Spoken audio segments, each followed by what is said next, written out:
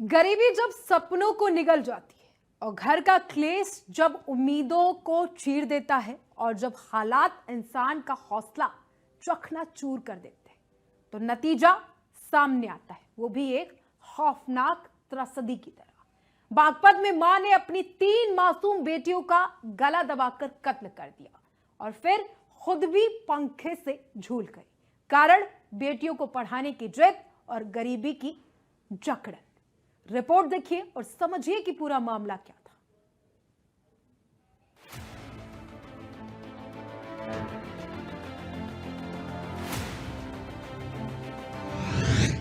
सपनों का कत्ल, बेटियों की हत्या, शिक्षा की जिद बनी मौत की वजह।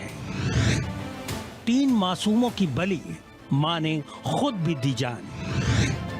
गरीबी ने तोड़ा हौसला, बेटियों का सपना अधूरा।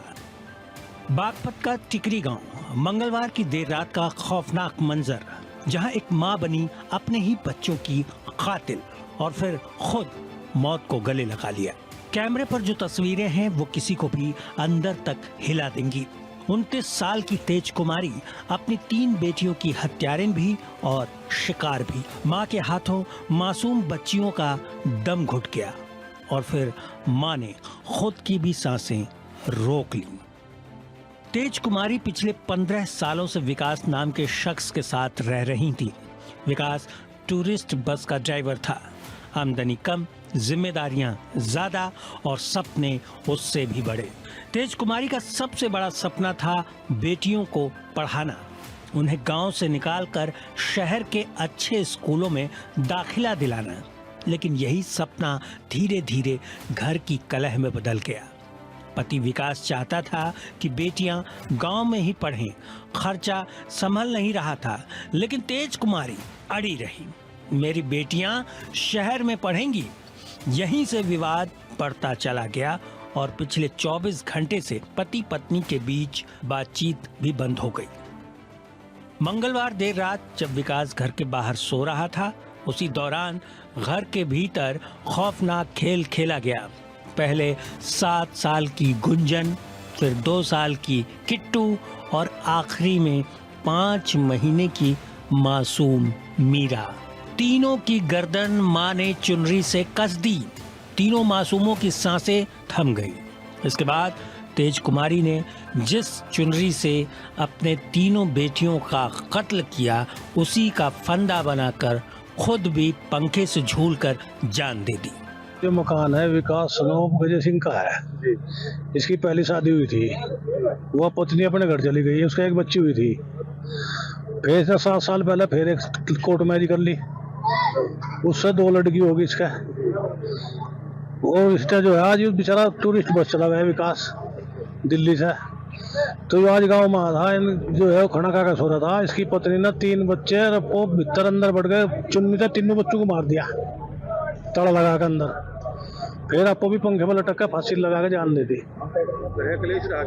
बस घर कलेश तो कुछ था नहीं, आज आओ घर कलेश की कोई बात तो है नहीं। गांव में जब ये खबर फैली तो हर कोई सन्न रह गया। लोगों ने पुलिस को इसकी खबर दी। 2 गढ़ थाना पुलिस मौके पर पहुंची, फॉरेंसिक टीम बुलाई गई। एसपी बागपत सूरज कुमार राय के मुताबिक पहली नजर में ये मामला घरेलू कलह, मानसिक दबाव और आर्थिक संकट के चलते माना जा रहा है। पुलिस ने शवों का पंचनामा किया और पोस्टमार्टम के बाद भेज दिया। हालांकि मामले में गांव वालों से भी पूछताछ की जा रही है। 9 सितंबर 2025 को थाना दोगट पे सूचना मिली कि टीकरी गांव अंतर्गत एक घर जिसमें महिला अपने 3 बच्चों के साथ रहती थी और इसका दरवाजा नहीं खुल रहा है। इस सूचना पर थाना दोगट पुलिस तत्काल मौके पर पहुंची और मौके पर पहुंच के आवश्यक वीडियोग्राफी करते हुए दरवाजा तोड़ के जब खोला गया तो अंदर महिला का शव लटका हुआ मिला पंखे से और इसके अन्य 3 बच्चे जो छोटे थे वो तीनों बिस्तर पर इनका शव मिला है। फील्ड यूनिट द्वारा मौके से आवश्यक साक्ष्य उठाए गए और आवश्यक कार्रवाई की जा रही है। और प्रथम दृष्टया ये मामला खुद बच्चों की गला घोट के सुसाइड करने का लग रहा है। तेज कुमारी और विकास के बीच जब कभी बातचीत होती तो मुद्दा यही होता बेटियों का भविष्य। तेज कुमारी चाहती थी कि उसकी बेटियों का गांव किसी तरह उनसे छूटे, वो शहर में बेहतर जिंदगी पाए, लेकिन किस्मत ने तो कुछ और लिख रखा था। 3 छोटी छोटी कलियां जिनकी मासूम आंखों में शायद सपने ठीक से पले भी नहीं थे। गुंजन डॉक्टर बन जाती, किट्टू टीचर और नन्ही मीरा वो तो दुनिया को समझने में भी नाकाम रही थी। लेकिन इन सपनों की लौ बुझ गई। एक झटके में माँ ने इन्हें इस संसार से मुक्त कर दिया। बागपत के थाना दोगट के टीकरी कस्बे में एक दर्दनाक घटना हुई जिसमें एक मां ने अपनी 3 बच्चों का कत्ल करके खुद अब फांसी पर झूल गई है। ये जो मकान मेरे पीछे आपको दिखाई दे रहा है, इसी मकान में ये लोमहर्षक दुर्घटना हुई है, जिसमें विकास की पत्नी, जिसका नाम तेज कुमारी था, इस विकास से 2 बच्चे थे और एक बच्चा, इसकी दूसरी शादी थी, एक बिटिया, उसकी तीनों बिटियाओं को उसने जो है आज चुन्नी से गला घोट के उनकी हत्या की है। उसके बाद खुद पंखे से लटक कर अपनी जान दे दी है।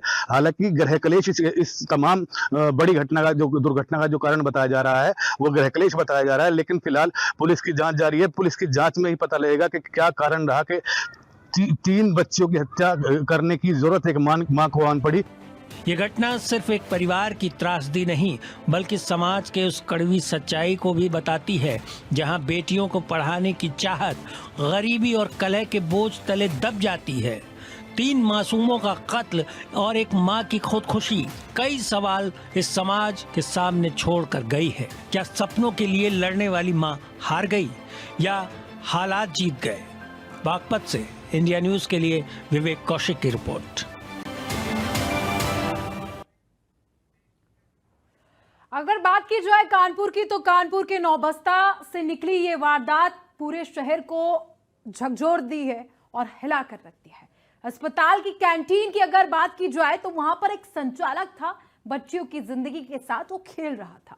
14 साल की छात्रा को ब्लैकमेल कर रहा था और जब उसका मोबाइल मिला तो गुनाहों की पूरी डायरी खुलकर सामने आ गई। 16 लड़कियों से अश्लील वीडियो बरामद किए गए और सवाल यह है कि यह खेल कब से खेला जा रहा था और कितनी बच्चियां इसकी शिकार बनी और ये कितने दिन से इस गंदे खेल को खेलने की कोशिश में था, फिराक में था। लेकिन इस 14 साल की नन्ही मासूम जान ने इसके पूरे खेल पर पानी फेर दिया। रिपोर्ट देखिए।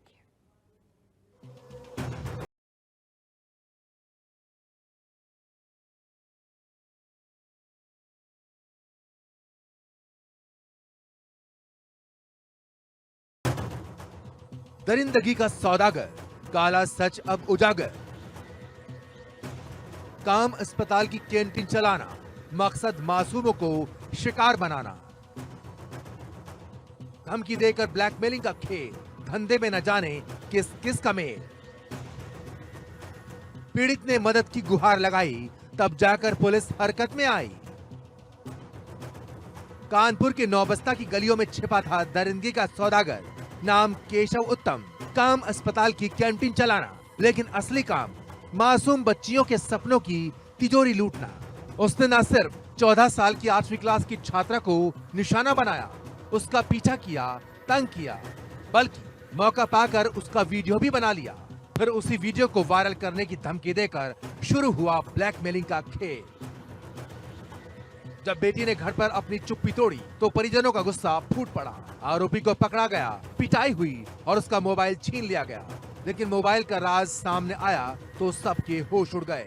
मोबाइल की गैलरी में छिपे थे 16 अलग अलग बच्चियों और महिलाओं के अश्लील वीडियो। नौबस्ता में मासूमियत की नीलामी हो रही थी और किसी को इसकी खबर तक नहीं थी।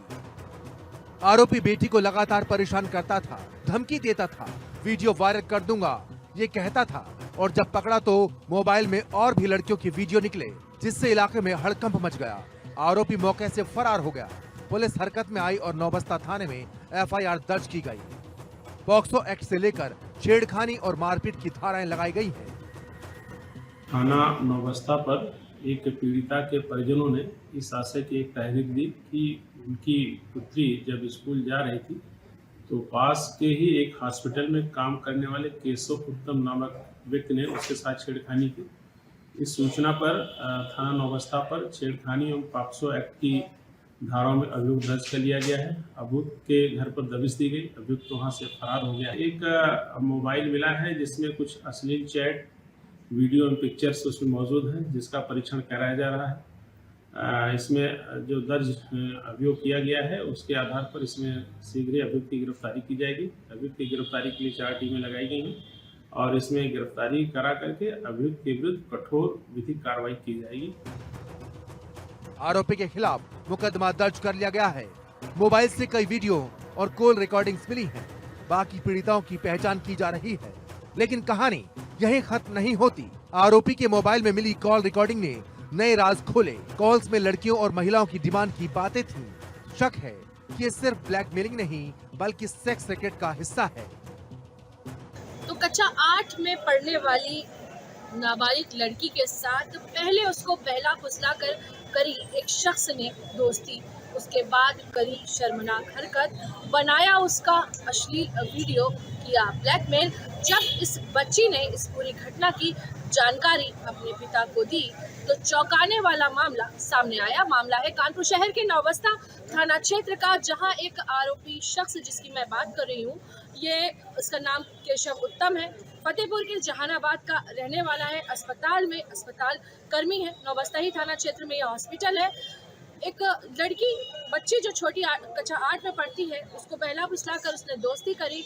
उसके बाद उसकी अश्लील वीडियो बनाई, उसको ब्लैकमेल करने लगा, उसके बाद उससे पैसे मांगने लगा।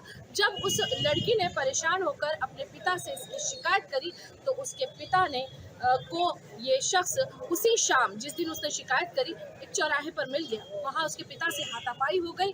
जब पूरा मामला सामने आया तो वहाँ जो पब्लिक जमा हुई थी वो गुस्साने लगी, खिसियाने लगी और इसको मारने की जब नौबत आई इस आरोपी शख्स को, जिसका नाम केशव उत्तम है, तो ये वहाँ से भाग खड़ा हुआ। पिता के साथ मारपीट में, पीड़ित जो बच्ची है उसके पिता के साथ मारपीट में, हाथापाई में उसका मोबाइल गिर गया और मोबाइल जब पुलिस ने लिया अपने हाथ में तो चौंकाने वाले जो तथ्य हैं वो सामने आए। दरअसल इस मोबाइल की जांच जब पुलिस ने करी और इसकी शिकायत उस पीड़ित बच्ची के पिता ने नौबस्ता थाना में करी कि इस शख्स ने उसकी बच्ची के साथ ये घटना को अंजाम दिया है। तो जब मोबाइल खोला गया तो उसमें 20 लड़कियों के जो नाबालिग बच्चियां थी, अश्लील वीडियो ऑडियो क्लिप जो है सामने आई।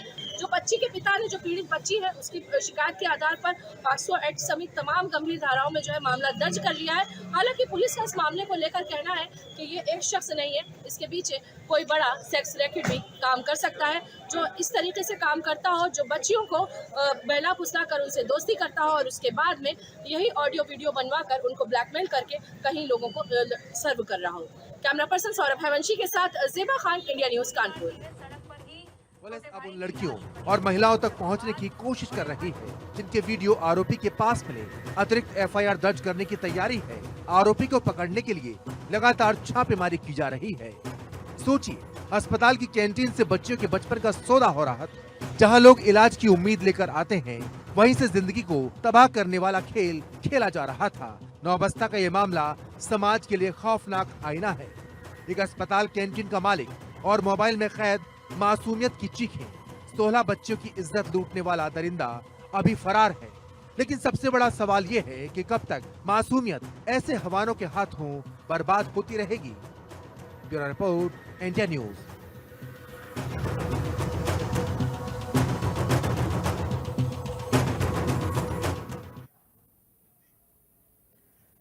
तो चलिए अब बात कर लेते हैं एक और वारदात की। दिन दहाड़े गोलियों की बरसात और सड़क पर पति तड़पता रहा। लहूलुहान हालत में शव से लिपटकर पत्नी भी विलाप करती रही।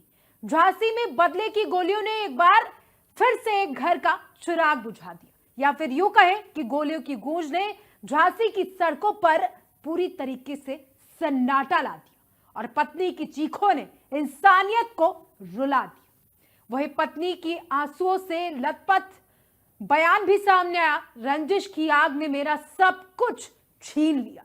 घर से एक भाई गायब है और दूसरा भाई गोलियों से छलनी पड़ा है। रंजिश ने पूरा परिवार पूरी तरीके से तबाह कर दिया, बर्बाद कर दिया। ये रिपोर्ट देखने के बाद आप भी कहेंगे कि क्या वाकई में गुनहगार इतने मनबड़ हो गए हैं कि झांसी की सड़कों पर तांडव किया गया। झांसी की सड़कों पर खून और डर दोनों एक साथ बह रहे थे, लेकिन कोई भी वहां पर नहीं था, ना तो उस पत्नी का दर्द समझने वाला और ना ही उस पति को बचाने।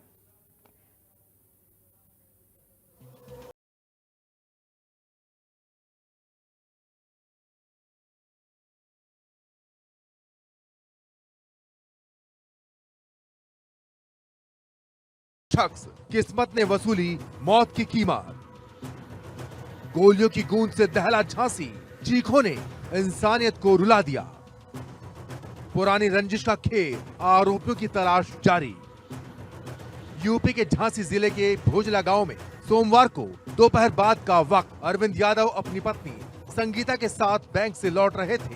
बैंक से 2 लाख रुपए निकाले थे और लोन की किस्त जमा करने जा रहे थे, लेकिन उन्हें नहीं पता था कि मौत उनके इंतजार में घात लगाए बैठी है। जैसे ही अरविंद भोजला गांव के पास पहुंचे, आधा दर्जन बाइक्स पर सवार 10-12 हमलावरों ने उन्हें घेर लिया। ताबड़तोड़ गोलियों की बरसात शुरू हो गई। 4 गोलियां अरविंद के जिस्म को छलनी कर गईं। वो सड़क पर ही गिर गए और बेकसूर पत्नी संगीता उनके शव से लिपटकर दहाड़े मार मार कर रोने लगी। पत्नी संगीता का कहना है कि यह हमला पुरानी रंजिश का नतीजा है। उन्होंने पूर्व ग्राम प्रधान रिंकू यादव और उनके परिवार पर हत्या का आरोप लगाया। शुरुआत में संगीता ने बताया कि हमलावर 2 लाख रुपए भी लूट कर ले गए, लेकिन बाद में दी गई तहरीर से लूट की बात गायब हो गई। पुलिस जांच में सामने आया कि हत्या की जड़ें 5 साल पुरानी हैं। साल 2019 में भोजला गांव के तत्कालीन प्रधान रिंकू यादव के चाचा मुन्ना यादव की हत्या हुई थी। इस केस में अरविंद यादव समेत 8 लोगों को गिरफ्तार किया गया था। जेल से जमानत पर छूटकर अरविंद खेती और दूध बेचने का काम करने लगे थे, लेकिन पुरानी दुश्मनी की आग आज भी धधक रही थी, जिसने सोमवार को उनकी जान ले ली। अरविंद के चचेरे भाई अर्जुन यादव ने बड़ा खुलासा किया। उसने बताया कि मुन्ना यादव की हत्या के अगले ही दिन अरविंद के बड़े भाई नरेश यादव रहस्यमय तरीके से लापता हो गए थे। आज तक उनका कोई सुराग नहीं मिला। परिवार का आरोप है कि ये सब सुनियोजित साजिश का हिस्सा है, जिसमें पहले भाई गायब कर दिया गया और अब दूसरे भाई को गोलियों से मार डाला। घटना के बाद भोजला गांव में सनसनी फैल गई। गोलियों की गूंज से पूरा इलाका सहम गया। लोग दहशत में घरों के दरवाजे बंद करने लगे। पुलिस ने तुरंत घटना स्थल पर पहुंचकर शव को पोस्टमार्टम के लिए भेजा। सीपरी बाजार थाने की पुलिस ने इलाके में भारी फोर्स तैनात कर दी है। झांसी के एसएसपी का कहना है कि शुरुआती जांच में ये मामला पुरानी रंजिश का ही लगता है। पुलिस ने रिंकू यादव समेत अन्य संदिग्धों की तलाश शुरू कर दी है। पुलिस का दावा है कि जल्द ही हमलावरों को गिरफ्तार कर लिया जाएगा। इतना ही नहीं, घटना के तुरंत बाद सोशल मीडिया पर पत्नी संगीता का वीडियो वायरल हो गया। वीडियो में वो पति के खून से लथपथ शव से लिपटकर दहाड़े मार रही थी। लोग इस दर्दनाक नजारे को देखकर कांप उठे। गोलियों से छलनी पति और मौत से जूझती पत्नी की चीखें सोशल मीडिया पर इंसाफ की पुकार बन गई। अरविंद यादव ने कभी सोचा भी नहीं होगा कि लोन की किस्त चुकाने निकले तो घर वापस लौट कर नहीं आएंगे। उनके बच्चों का सहारा छिन गया, पत्नी का जीवन उजड़ गया और परिवार मातम में डूब गया। झांसी की ये घटना सिर्फ एक हत्या नहीं, बल्कि बदले की आग में झुलसते समाज की तस्वीर है। Bureau report, India news.